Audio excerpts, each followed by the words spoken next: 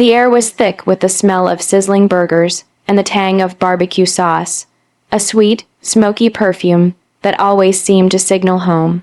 The backyard was buzzing with laughter, the kind of laughter that should have felt warm. But for me, Alex, it hit like knives.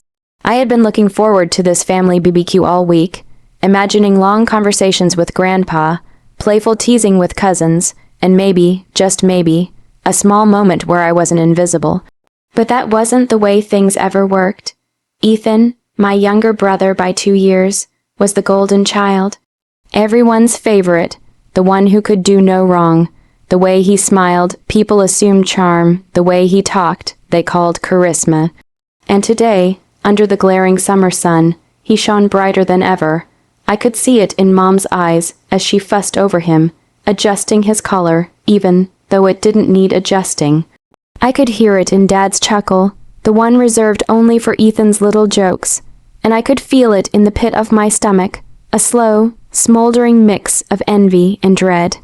It started innocently enough. I was trying to show off a trick I had perfected, a frisbee throw that could curl in midair like a magician's flourish. "Watch this," I said, tossing the disc toward the target in the yard. I thought I had it perfect. I thought maybe someone would clap for me. Maybe Grandpa would give me that quiet nod he gave when I actually impressed him. But Ethan had been watching, and he wasn't content to let me have a moment. "Wow, Alex," he said loudly, his tone dripping with mock awe. "That throw was something I've seen better from a blindfolded toddler." Laughter erupted around us. Cousin snickered, Mom covered her mouth in shock. Dad's eyes twitched slightly, half amusement, half disbelief. I felt my face burn. I opened my mouth, but nothing came out. The words I had rehearsed, the small pride I had felt just moments ago, evaporated like smoke in the summer heat. Ethan didn't stop there. He strutted over as if the world belonged to him, tossing his own frisbee high into the sky, catching it with exaggerated flair. "I guess practice really does make perfect," he said, winking at everyone, unlike some people. The laughter doubled. I wanted to disappear, to sink into the ground and vanish. Grandpa, who usually noticed these small humiliations, was busy flipping burgers, oblivious, or pretending to be. Mom's worried eyes met mine, and I shook my head, trying to brush it off, but the humiliation clung to me like a second skin. I walked away, letting my feet carry me to the quiet corner of the backyard, where the shade of the old oak tree offered solace. I clenched my fists, tasting the bitter tang of betrayal. How had it always been like this? Every little achievement I tried to share, every attempt to shine in our family's eyes, ended up twisted into a punchline for Ethan. It wasn't just a joke. It was a public execution of my worth, and he knew exactly what he was doing. I sat there, staring at the grass, feeling small and defeated. I wanted to cry, I wanted to scream. But I didn't. Instead, I made a promise to myself, silent and heavy. This wouldn't end here. One day, the tables would turn, and I would show everyone, including Ethan, that the golden child wasn't untouchable. That maybe, just maybe, there was more to me than their laughter at my expense. The BBQ carried on, filled with chatter, music, and the comforting scent of grilling meat. But for me, the day was no longer perfect. It was a reminder, a cruel, shining reminder, of what I had lost, of what I had endured, and of the reckoning I knew would eventually come. The house was quiet when I finally escaped the chaos of the backyard. The distant laughter of my family drifted through the open windows, a constant reminder of how visible Ethan's triumph was, and how invisible I had become. I shut the door to my room slowly, letting the click of the lock echo like a shield against the world.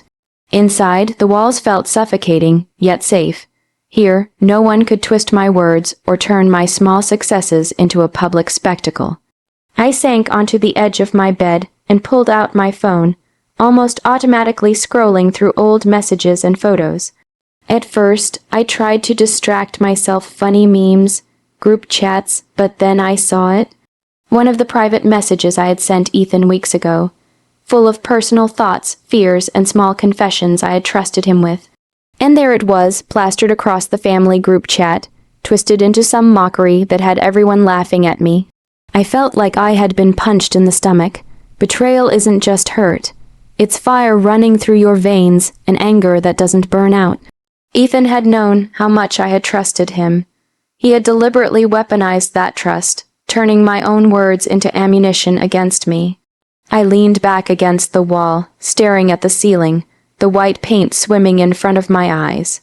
My hands shook slightly, and I hated myself for it. But beneath the sting of humiliation, a strange clarity began to settle. If Ethan thought he could keep getting away with this, if he thought he could continue basking in the family's admiration while trampling over me, he was wrong. I wasn't powerless, not completely.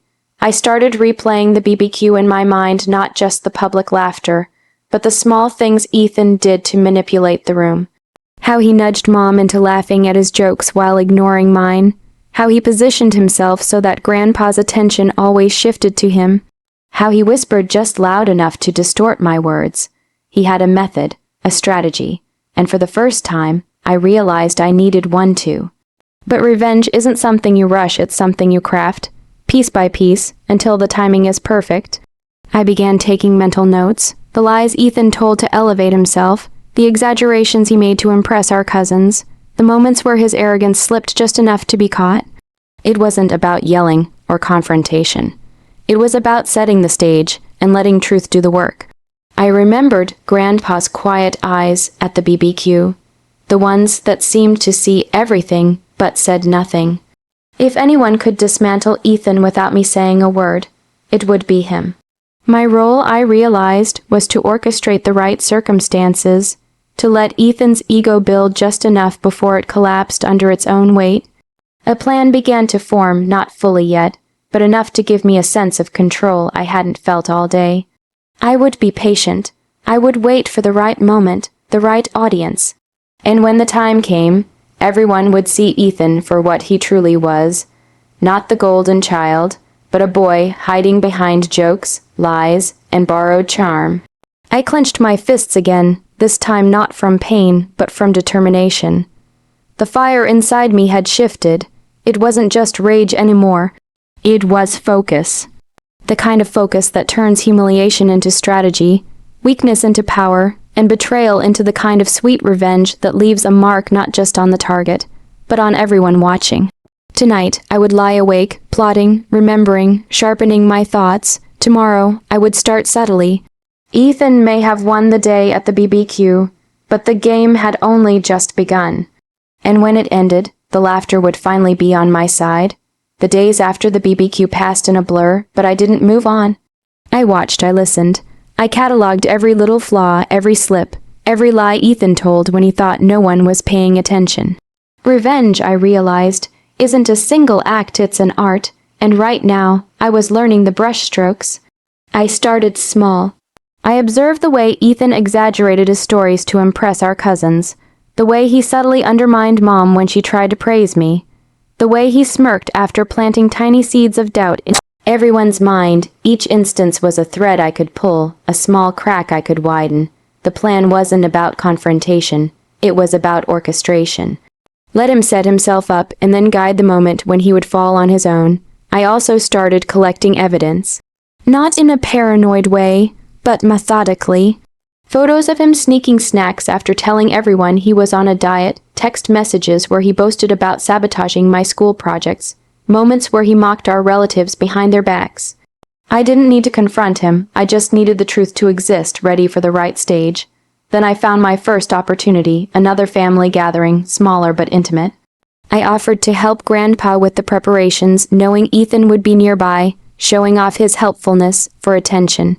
I positioned myself in quiet corners, letting him take the spotlight while keeping an eye on every interaction. Each time he boasted or told a fib, I made mental notes, remembering where to nudge things later. It was almost meditative, the way I started seeing patterns. Ethan thrived on public attention, but he was careless in private. His arrogance created little inconsistencies in every story, little cracks in the image he projected. I knew that if I could orchestrate one moment where all those cracks appeared at once, it would be enough. Not a shout, not a confrontation, just a perfectly timed revelation that would make the family see him for who he really was. I also began to practice patience. Patience was the hardest part. I wanted to lash out, to humiliate him the way he had humiliated me, but I held back. Every day I waited. Every day I let him believe he was untouchable. I felt the satisfaction growing. This wasn't just about revenge. It was about justice, poetic and precise. I tested a few small maneuvers. A casually overheard comment to Mom, hinting at Ethan's exaggerations. A subtle reference to his little lies when speaking with cousins. Each one was a trial run, measuring reactions, seeing how easily the seeds would grow. And slowly, I realized something. I could guide the family to the truth without ever raising my voice, without ever seeming vengeful. By the time the next BBQ arrived, I was ready. Every detail had been considered. I knew exactly where everyone would be sitting, who would notice what, and when Ethan's own arrogance would betray him. I didn't have to say a word, I just had to let the circumstances unfold, like a carefully set domino course. And as I watched him that morning, hair perfectly combed, shirt impeccably ironed, flashing that smug grin that had tormented me for years, I felt a strange calm. For the first time since the last BBQ, I wasn't afraid, I wasn't humiliated, I wasn't the target anymore. I was the conductor, guiding the moment when the curtain would fall on Ethan's carefully constructed facade. It was almost poetic. The slow burn, the meticulous planning, the knowledge that when the moment came, it wouldn't just be me laughing. The whole family would witness the truth, and Ethan would have no escape. Patience, precision, and quiet observation. These were my weapons. And when the day ended, when Grandpa finally spoke that one line, it would be the crescendo I had waited for, the moment where all my frustration, all my humiliation, all my betrayal would finally find justice. The day of the next family BBQ arrived with perfect timing. The sun poured over the backyard, casting long, golden shadows across the grass. The air was heavy with the scent of grilled meat, fresh cut grass, and a strange, almost electric tension that only I seemed to notice. Today was the day. Every little plan I had laid over the past weeks, every observation, every piece of evidence, was about to come together. Ethan, as always, arrived first, dressed in his crisp shirt, hair perfectly in place, the golden child aura practically radiating from him. He smiled at everyone, chest puffed with confidence, and I felt that familiar sting of old jealousy. But it was different now. This time it didn't weaken me, it sharpened me. I had spent weeks watching, planning, waiting for this moment, and the power of that patience steadied me. As the BBQ went on, Ethan did what he always did, dominated conversations, cracked jokes at my expense, subtly belittled my accomplishments, and paraded his charm for the family. Cousins laughed at his jokes. Mom smiled indulgently. Even Dad shook his head in amused resignation. I stayed in the background, quietly observing, letting him build his image of perfection higher, knowing it would be his undoing. The first domino fell when I casually mentioned a small inconsistency in one of his stories. I didn't accuse.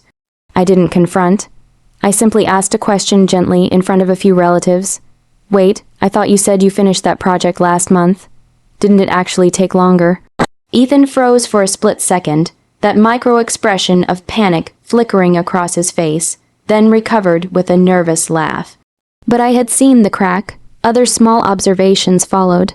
The way he shrugged off minor facts, the tiny exaggerations he tried to smooth over. I let the conversation drift naturally, as if by accident, planting seeds of doubt in everyone's mind.